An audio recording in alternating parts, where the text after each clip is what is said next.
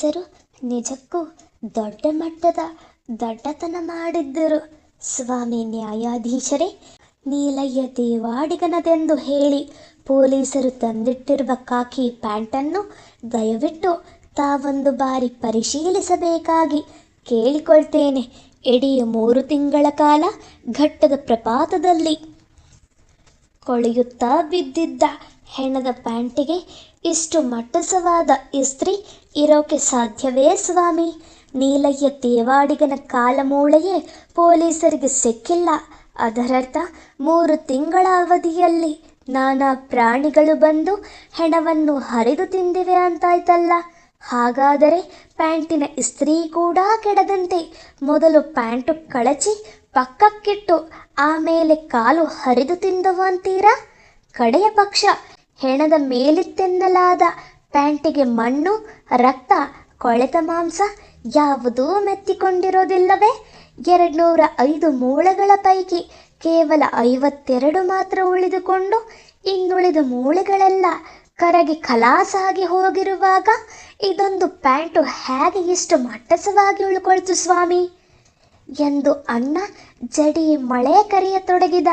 ಪೊಲೀಸರು ಉಗುಳು ನೊಂಗತೊಡಗಿದರು. ಕೊಲೆಯನ್ನು ಪ್ರೂವ್ ಮಾಡಿಬಿಡುವ ಅವಸರದಲ್ಲಿ ಅವರು ನೀಲಯ್ಯನ ಮನೆಗೆ ಹೋಗಿ ಆತನದೊಂದು ಖಾಕಿ ಪ್ಯಾಂಟು ಎಸೆದುಕೊಂಡು ಬಂದು ಅದರ ಕಿಸೆಯೊಳಕ್ಕೆ ದೇವಾಡಿಗನ ಮಗ ತನ್ನ ತಂದೆಗೆ ಬರೆದಿದ್ದ 1-2 ಪತ್ರಗಳನ್ನು ಇಟ್ಟು ಕೊಲೆಯಾದಾಗ ದೇವಾಡಿಗ ಇದೇ ಪ್ಯಾಂಟ್ ಧರಿಸಿದ್ದ ಎಂದು ಸಾಬೀತುಪಡಿಸಲು ಮುಂದಾಗಿ ಬಿಟ್ಟಿದ್ದರು. ಈಗ ಕೇಸು ಉಲ್ಟಾ ಹೊಡೆದಿತ್ತು. ಹೀಗೆ ಪ್ರಮುಖ ಸಾಕ್ಷ್ಯ ಫೇಲಾಯಿತು ಅಂತ ಗೊತ್ತಾದ ಕೂಡಲೇ ಪೊಲೀಸರು ನೀಲಯ್ಯ ದೇವಾಡಿಗನ ವಾಚು ತಂದು ನ್ಯಾಯಾಧೀಶರ ಎದುರಿಗಿಟ್ಟರು. ಅದು ಗುಳುವಿನ ಅತ್ತಿಗೆಗುಪ್ಪೆಯ ಮಂಜನ ಮನೆಯಲ್ಲಿ ಪೊಲೀಸರು ವಶಪಡಿಸಿಕೊಂಡ ವಾಚು. ಅದನ್ನು ಅಣ್ಣ ಸಲೀಸಾಗಿ ತಳ್ಳಿ ಹಾಕಿದ. ಇದು ನೀಲಯ್ಯ ಕಟ್ಟಿಕೊಂಡಿದ್ದ ವಾಚೆ ಅನ್ನೋದಕ್ಕೆ ಏನಾದರೂ ಸಾಕ್ಷ್ಯವಿದೆಯಾ? HMT ಕಾರ್ಖಾನೆಗೆ ಹೋದರೆ ಇಂಥ 1000 ವಾಚು ಸಿಗುತ್ತವೆ, ಪೊಲೀಸರೇ ಖರೀದಿಸಿ ತಂದಿಟ್ಟಿದ್ದಾರೆ ಎಂದು ವಾದಿಸಿಬಿಟ್ಟ. ದೇವಾಡಿಗನನ್ನು ನಾವೇ ಕೊಂದಿದ್ದೇವೆಂಬುದಕ್ಕೆ ಸಾಕ್ಷ್ಯ ಸಿಗಲಿಲ್ಲ. ಇಷ್ಟಕ್ಕೂ ಸತ್ತವನು ದೇವಾಡಿಗನೇ ಎಂಬುದಕ್ಕೂ ಪುರಾವೆ ಸಿಗಲಿಲ್ಲ. ವಾಚು ಪ್ಯಾಂಟುಗಳೆರಡು ಅವನದೆನ್ನುವುದಕ್ಕೆ ಯಾವುದೇ ಆಧಾರವಿರಲಿಲ್ಲ. ಅಣ್ಣ ತನ್ನೆಲ್ಲ ಬುದ್ಧಿವಂತಿಕೆ ಧಾರೆ ಎರೆದು ಅತ್ಯಂತ ಸಮರ್ಪಕವಾಗಿ ವಾದ ಮಾಡಿದ್ದ. ಕೇಸು ಸಲೀಸಾಗಿ ಖುಲಾಸೆಯಾಗಿ ಬಿಡಬಹುದಿತ್ತು. ನ್ಯಾಯಾಧೀಶ ವೈದ್ಯನಾಥನ್ ರವರು 8 ನವೆಂಬರ್ 1985 ತೀರ್ಪು ನೀಡುವುದಾಗಿ ಘೋಷಿಸಿದರು. ಅದೇಕೋ ನಾನು ಜೈಲಿನಿಂದ ಹೊರಡುವಾಗಲೇ ಉಲ್ಲಸಿತನಾಗಿದ್ದೆ. ಖುಲಾಸೆಯಾಗಿ ಬಿಟ್ಟರೆ ನೀಲಯ್ಯನ ಟ್ಯಾಕ್ಸಿ ಡ್ರೈವರ್ ಗೆಳೆಯರು ಕೋರ್ಟಿನ ಆವರಣದಲ್ಲೇ ನಮ್ಮ ಮೇಲೆ ಹಲ್ಲೆ ಮಾಡಿಬಿಡಬಹುದೆಂಬ ಆತಂಕ ಮಂಗಳೂರು ಪೊಲೀಸರಿಗಿತ್ತು. ಜೈಲಿನಿಂದ ನ್ಯಾಯಾಲಯಕ್ಕೆ ಹೊರಟ ನಾವು ಮೂವರನ್ನೂ ಕಾಯಲು 12 ಜನ ಪೇದೆಗಳು ನೆತ್ತಿಗೆ ಹೆಲ್ಮೆಟ್ ಹಾಕಿಕೊಂಡು ಕೈಗಳಲ್ಲಿ ಬಿದಿರಿನ ಬುಟ್ಟಿ ಹಿಡಿದು ಸಿದ್ಧರಾಗಿದ್ದರು. ನಾವು ಹೋಗುತ್ತಿದ್ದ ವ್ಯಾನಿನ ಮುಂದೆ ವಾಕಿ ಟಾಕಿ ಮತ್ತು ರಿವಾಲ್ವರ್ಗಳನ್ನು ಹೊಂದಿದ್ದ ಸಬ್ ಇನ್ಸ್ಪೆಕ್ಟರ್ನೊಬ್ಬ ಬೈಕಿನ ಮೇಲೆ ಹೋಗುತ್ತಿದ್ದ. ವ್ಯಾನ್ನೊಳಗೆ ಇನ್ನೊಬ್ಬ ಸಬ್ ಇನ್ಸ್ಪೆಕ್ಟರ್ ಬಂದೂಕು ಹಿರಿದು ಕುಳಿತಿದ್ದ. 2 ಹೆಡ್ ಕಾನ್ಸ್ಟೇಬಲ್ಗಳು ಕೋವಿ ಹಿಡಿದಿದ್ದರು. ವ್ಯಾನಿನ ಹಿಂದೆ ಇನ್ನೊಬ್ಬ ಸಬ್ ಇನ್ಸ್ಪೆಕ್ಟರ್ ಬೆನ್ನತ್ತಿ ಬರುತ್ತಿದ್ದ. ಅವತ್ತು ನಾವು ಮೂವರ ಹೊರತಾಗಿ ಮತ್ಯಾವ ಕೈದಿಯನ್ನು ನ್ಯಾಯಾಲಯಕ್ಕೆ ಕರೆತಂದಿರಲಿಲ್ಲ. ಕೇಸು ನಮ್ಮಂಗೆ ಆಗೋ ಹಂಗಿದೆ. ಮಂಜನ ದನಿಯಲ್ಲಿ ಉಲ್ಲಾಸವಿತ್ತು.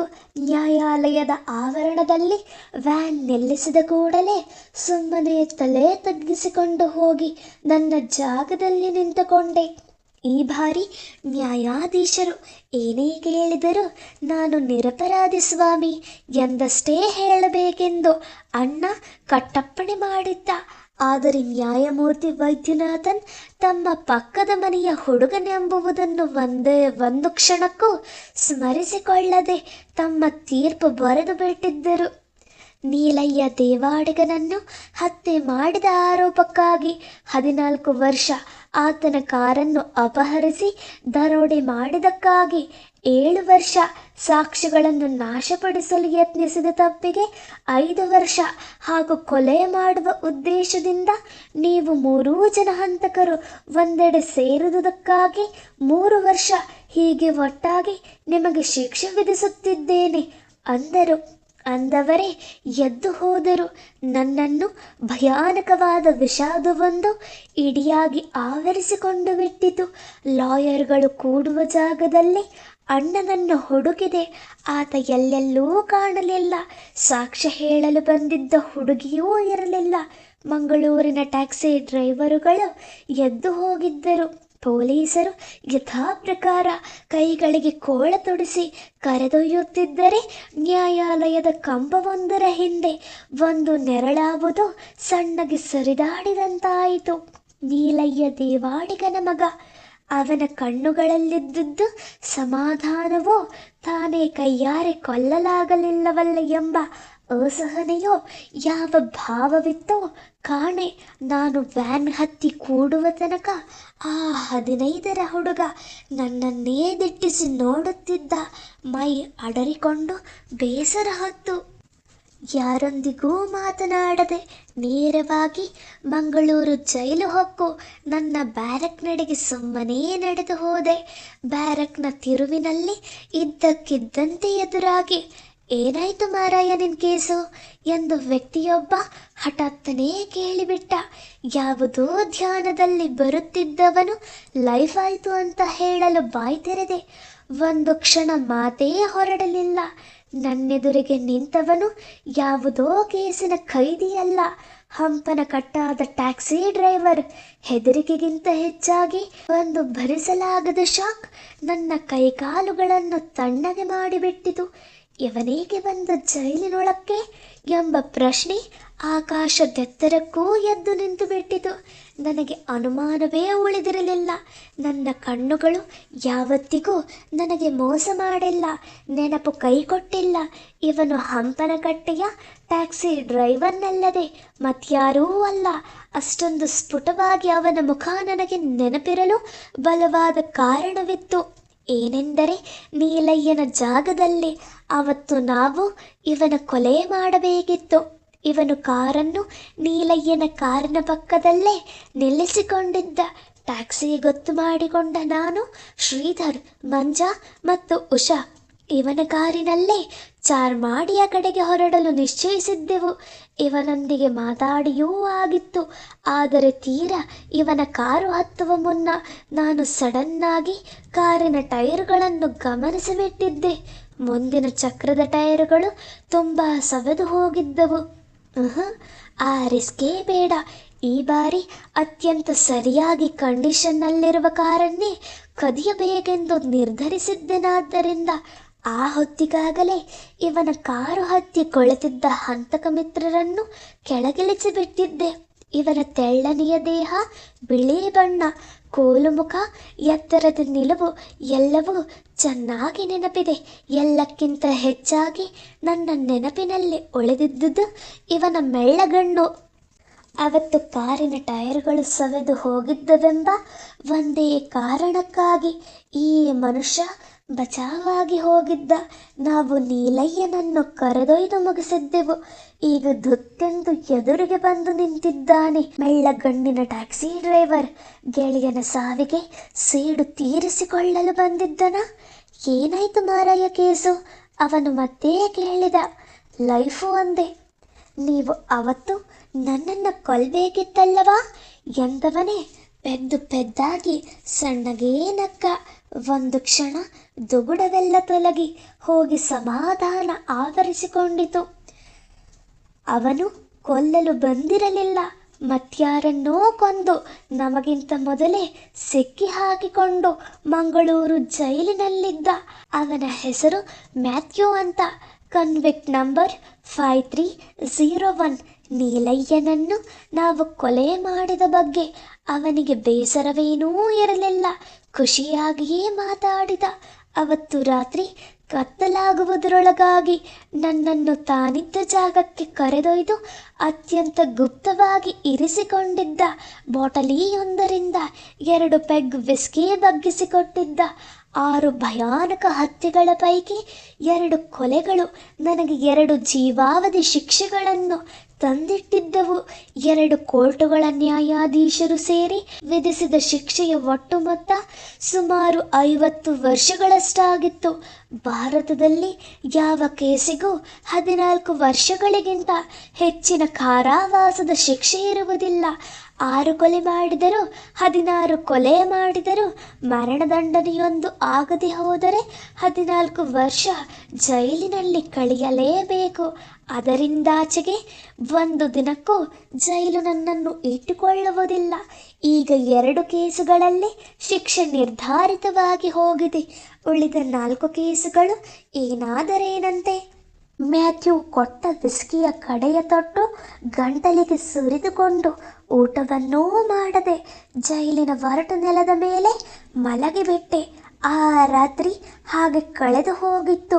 ಹಾಗೆ 2ನೆಯ ಜೀವಾವಧಿ ಶಿಕ್ಷೆ ವಿಧಿಸಲ್ಪಟ್ಟ ಮೇಲೆ ನಾನು ಮಂಜನೊಂದಿಗೆ ಮೈಸೂರು ಜೈಲಿಗೆ ಹಿಂತಿರುಗಿದೆ. ಇನ್ನು 14 ವರ್ಷ ಇಲ್ಲಿಂದ ಕದಲುವಂತಿಲ್ಲ ಎಂಬುವುದು ಮಂಜನಿಗೂ ಮನವರಿಕೆಯಾಗಿ ಹೋಗಿತ್ತು. ಜಿಲ್ಲಾ ನ್ಯಾಯಾಲಯ ನೀಡಿದ ಜೀವಾವಧಿ ಶಿಕ್ಷೆಯ ವಿರುದ್ಧ ಹೈಕೋರ್ಟಿಗೆ ಅಪೀಲು ಹೋಗಲು ನಿರ್ಧರಿಸಿದ್ದೇನಾದರೂ ಹತ್ತಿರದಲ್ಲೆಲ್ಲೋ ಜೈಲಿಂದ ಹೊರಬೀಳುವ ಸಾಧ್ಯತೆಗಳಿಲ್ಲ ಎಂಬುವುದು ನನಗೂ ಖಾತರಿಯಾಗಿತ್ತು. ಕಣ್ಣೆದುರಿಗೆ ಇನ್ನೂ 4 ಕೇಸುಗಳಿದ್ದವು. ಅವು ಖುಲಾಸೆಯಾಗುವ ಭರವಸೆಯು ಮಂಕಾಗಿತ್ತು.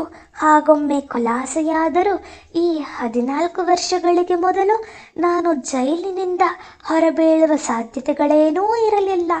ಹಾಗಂದುಕೊಳ್ಳುತ್ತಲೇ ಮೈಸೂರಿನ ನ್ಯಾಯಾಲಯದಲ್ಲಿ ಆರಂಭವಾದ ಮಂಡ್ಯದ ಟ್ಯಾಕ್ಸಿ ಡ್ರೈವರ್ ಕೊಲೆ ಕೇಸಿಗೆ ಹಾಜರಾದೆ. ಕಣ್ಣೆದುರಿನ ಕುರ್ಚಿಯಲ್ಲಿ ನ್ಯಾಯಾಧೀಶ ಫಜಲುಲ್ಲಾ ರಜವಿಯವರು ಕುಳಿತಿದ್ದರು. ಮಹಾ ಕಟ್ಟುನಿಟ್ಟಿನ, ಅತ್ಯಂತ ಪ್ರಾಮಾಣಿಕ ಹಾಗೂ ಯಾವುದೇ ಕೇಸನ್ನಾದರೂ ಅದರ ಸಾಕ್ಷ್ಯಾಧಾರಗಳ ಮೇಲೆ ನಿರ್ಧರಿಸಿ ತೀರ್ಪು ಕೊಡಬಲ್ಲ ಸಮಚಿತ್ತದ ನ್ಯಾಯಮೂರ್ತಿ. ಅವರು ತಮ್ಮ ಇಡೀ ಸರ್ವಿಸ್ಸಿನಲ್ಲಿ ಒಂದೇ ಒಂದು ಮರಣದಂಡನೆ ವಿಧಿಸಿದ್ದರು. ಅದು ಸುಪ್ರೀಂ ಕೋರ್ಟಿನಲ್ಲೂ ಖಾಯಂ ಆಗಿತ್ತು. ಅಂಥ ಕರಾರುವಕ್ಕಾದ ನ್ಯಾಯಾಧೀಶರು ಫಜಲುಲ್ಲಾ ರಜವಿ. ತಮ್ಮಣ್ಣ ಕೇಸಿನಲ್ಲಿ ಇತರೆ ಸಾಕ್ಷಿಗಳ ಪ್ರಶ್ನೆಯೇ ಇರಲಿಲ್ಲ. ಇದ್ದ 2 ಸಾಕ್ಷಿದಾರರ ಪೈಕಿ ವೆಂಕಟೇಶ್ ಮಾತ್ರ ಬದುಕುಳಿದಿದ್ದ. ನಿಮಗೆ ನೆನಪಿರಬೇಕು, ಟ್ಯಾಕ್ಸಿ ಡ್ರೈವರ್ನನ್ನು ಹತ್ಯೆ ಮಾಡಬೇಕು ಎಂಬ ನನ್ನ ಪ್ಲ್ಯಾನಿಗೆ ಜೋಡಿದಾರರಾಗಿರಲು ಒಪ್ಪಿಕೊಂಡ ಮೈಸೂರಿನಿಂದ ಮಂಡ್ಯಕ್ಕೆ ಬಂದ 2 ಗೆಳೆಯರ ಪೈಕಿ ವೆಂಕಟೇಶನೂ ಒಬ್ಬ. ತೀರಾ ಕೊಲೆ ಮಾಡುವ ದಿನದ ತನಕ ಜೊತೆಗಿದ್ದು ಕೊನೆಯ ಅರ್ಧ ಗಂಟೆಯಲ್ಲಿ ಪರಾರಿಯಾಗಿ ಹೋಗಿದ್ದ ಪುಕ್ಕಲ ಅದೇನು ಪೊರಪಾಟು ಮಾಡಿಕೊಂಡನೋ ಏನೋ, ಹೇಳಿಕೆ ನೀಡಲು ಬಂದು ನಿಂತ ವೆಂಕಟೇಶ 2 ತರಹದ ಹೇಳಿಕೆಗಳನ್ನು ನೀಡಿಬಿಟ್ಟ. ಹೀಗಾಗಿ ಅದು ಇನ್ವ್ಯಾಲಿಡ್ ಆಗಿ ಹೋಯಿತು. ಸಾಕ್ಷ್ಯ ಹೇಳುವ ಹೊತ್ತಿಗೆ 2ನೇ ಮಿತ್ರ ಸುಬ್ರಮಣಿ ಸತ್ತೇ ಹೋಗಿದ್ದ. ಆದರೆ ಅವನ ವಿಧವೇ ಪತ್ನಿ ಶ್ರೀವಳ್ಳಿ ತನಗೆ ಗೊತ್ತಿಲ್ಲದಂತೆ ನನಗೊಂದು ಮಹದುಪಕಾರ ಮಾಡಿಬಿಟ್ಟಳು. ಸಾಕ್ಷ್ಯ ಹೇಳಲು ನ್ಯಾಯಾಲಯಕ್ಕೆ ಬಂದವಳೆ, ನಿನ್ನ ಮದುವೆಯಾದದ್ದು ಯಾವತ್ತು ಶ್ರೀವಳ್ಳಿ ಎಂದು ಕೇಳಿದಕ್ಕೆ, ನವೆಂಬರ್ 22, 1978 ಸ್ವಾಮಿ ಅಂದುಬಿಟ್ಟಳು. ನ್ಯಾಯಾಧೀಶರು ಗೊಂದಲಕ್ಕೆ ಬಿದ್ದವರಂತೆ ತಲೆ ಎತ್ತಿ ನೋಡಿದರು. ಅವರ ಮುಖದ ಮೇಲೆ ಗಲಿಬಿಲಿಯ ಕೆರೆಗಳಿದ್ದವು. ಸರಿಯಾಗಿ ನೆನಪಿದೆಯೇನಮ್ಮ ನಿನಗೆ ಎಂದು 2 ಬಾರಿ ಕೇಳಿದರು. ಏನು ಸ್ವಾಮಿ, ನನ್ನ ಮದುವೆ ಡೇಟು ನನಗೆ ನೆನಪಿರೋಲ್ವಾ ಅಂದು ಬಿಟ್ಟಳು ಶ್ರೀವಳ್ಳಿ. ಮಂಡ್ಯದ ಟ್ಯಾಕ್ಸಿ ಚಾಲಕ ತಮ್ಮಣ್ಣನನ್ನು ಕೊಲೆ ಮಾಡಿದ ಆಪಾದನೆಯನ್ನು ಪ್ರಾಸಿಕ್ಯೂಷನ್ನವರು ಸಾಬೀತುಪಡಿಸುವಲ್ಲಿ ವಿಫಲರಾಗಿದ್ದರಿಂದ ರವೀಂದ್ರ ಪ್ರಸಾದ್ ಎಂಬ ಆರೋಪಿಯನ್ನು ನಾನು ಖುಲಾಸೆ ಮಾಡುತ್ತಿದ್ದೇನೆ ಎಂದು ಘೋಷಿಸಿ ಫಜಲುಲ್ಲಾ ರಜವಿಯವರು ಎದ್ದೇ ಹೋಗಿಬಿಟ್ಟರು. ಏಕೆಂದರೆ ಶ್ರೀವಳ್ಳಿ ತನ್ನ ಮದುವೆಯಾಯಿತೆಂದು ಹೇಳಿದ ದಿನಾಂಕದಂದೇ ಮೈಸೂರಿನ ಚಾಮುಂಡಿ ಬೆಟ್ಟದ ಮೇಲೆ ಡ್ರೈವರ್ ತಮ್ಮಣ್ಣನ ಹತ್ಯೆಯಾಗಿತ್ತು.